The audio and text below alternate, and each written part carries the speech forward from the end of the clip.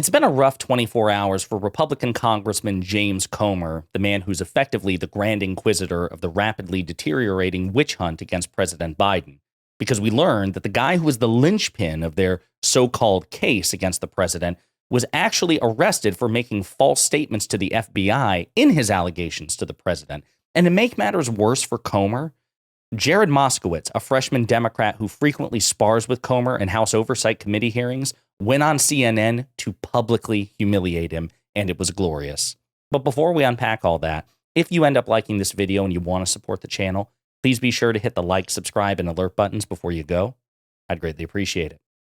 All right, friends, we have several clips to play in this video, but just to remind you of the dynamic between James Comer, the chairman, the Republican chairman of the House Oversight Committee, and Jared Moskowitz, the hilarious freshman Democrat, I want to play you just a brief reminder of the love-hate relationship that these two have, and then we'll get into the CNN interview. But you and Goldman, who is Mr. Trust Fund, continue to try to reclaiming my time. No, I'm not going to give you your time back. We can stop the clock.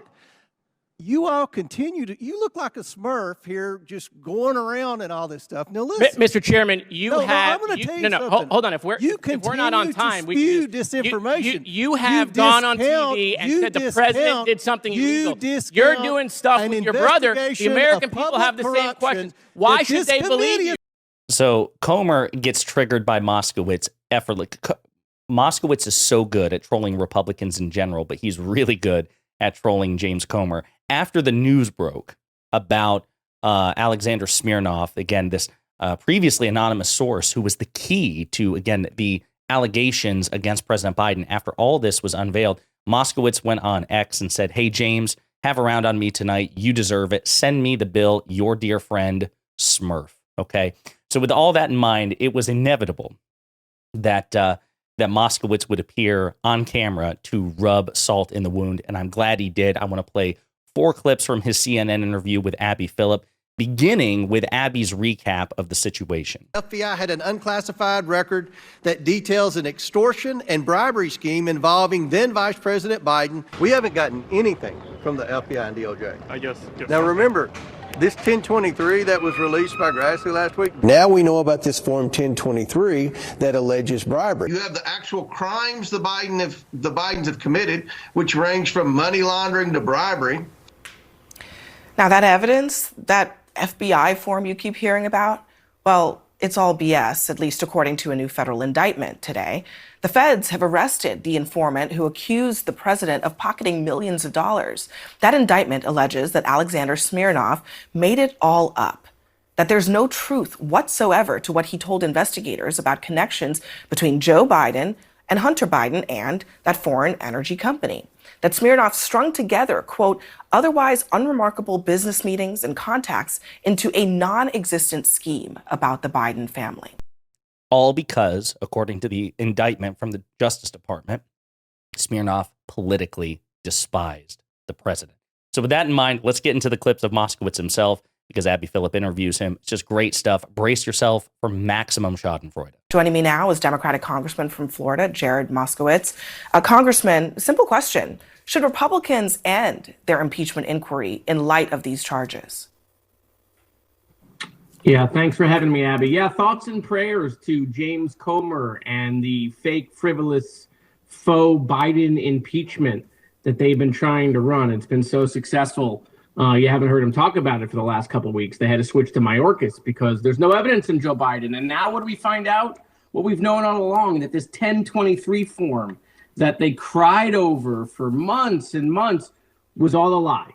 It was all a lie. And the guy who made it up has been indicted. Very true. We're going to play the next clip here. Just bear with me. It was all a lie.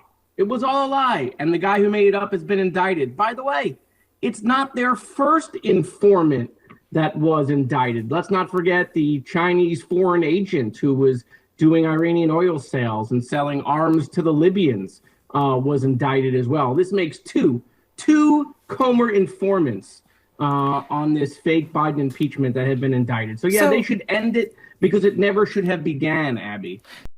So that's important to remember as well. So there was Gal Luft, who was one of the other bombshell star witnesses, a guy with a smoking gun According to James Comer, he had the smoking gun against the Biden crime family. And the guy was also indicted because he was selling America's secrets and engaging. He was like a foreign arms dealer, effectively, on behalf of China. Not looking good in terms of credibility. Here's the last clip from the interview I want to play. So do you believe that Comer had any reason to believe that this was all false and ignored it? Oh, that's a great question, Abby. In fact, I'll ask it a different way. When did James Comer know this was false, and how long did he conceal that from the American people? I mean, are you telling me he just found out through the indictment, or has he known all along, or at least for a period of time, that this 1023 form was made up? Those are real questions we need to get to the bottom to. In addition to, Speaker Johnson ending this sham impeachment, he should be looking into that, and whether maybe James Comer should even stay as chair of the oversight. Do you have any evidence that he knew in advance that this was not a legit informant? No, look, I don't have any evidence of that. But, Abby, you know what they like to do. Some people are saying perhaps, maybe, it's the Bidens. I mean, I don't know what James knows or doesn't know, but he should tell the American people. When did he find out that this 1023 form was a lie? When did he find out that his informant was lying to the American people and they were still using that information? I'd like to know. I think James has to answer that to the American people.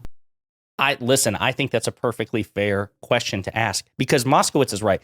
One of the things I like about Moskowitz, in addition to his wit and the passion he brings to it, and he did an interview with Midas Touch, another great channel, to that effect, is he says, listen, I wish we lived in a world where we could play completely civilly with Republicans and we could just engage in ideas in good faith and litigate our disagreements in good faith. But Republicans are ruthless. They throw elbows. They cast aspersions. They, unleash all kinds of witch hunts and inquiries, under the auspices of just asking questions. So why don't we adopt a little bit of that? So I think Moskowitz is absolutely right to say, Republicans, certainly elected Republicans, well known for their unparalleled dishonesty and capacity for deceit. How do we know that James Comer didn't know about the fact that Alexander Smirnov, was an unreliable source, lied to the FBI? It's entirely possible, because if you read the indictment, there's some suggestion that he was doing this, and perhaps a channel was allowed to allow Smirnov to do that during an election, and that's the sitting president allowed it. There are rooms here to just ask questions. So perhaps we should just ask questions regarding what James Comer did and didn't know, in addition to certainly ending the impeachment inquiry into the president, because this was the key component in the entire affair. So I think Moskowitz is right to start flipping the script on Comer and start asking these questions, these harsh questions, put Comer on the defensive and say, listen, I don't trust that you just found out about it, because this might be one of the reasons why you stopped talking, relatively speaking, about the impeachment inquiry into President Biden. Whereas, for most of last year, you were desperate, Comer, to be in front of the camera at every opportunity to talk about the Biden crime family. And then it started to fade. Is it because you found out a couple of months ago that the key component of this was based on lies, and so you felt the need to back off of it? Is that why you did this?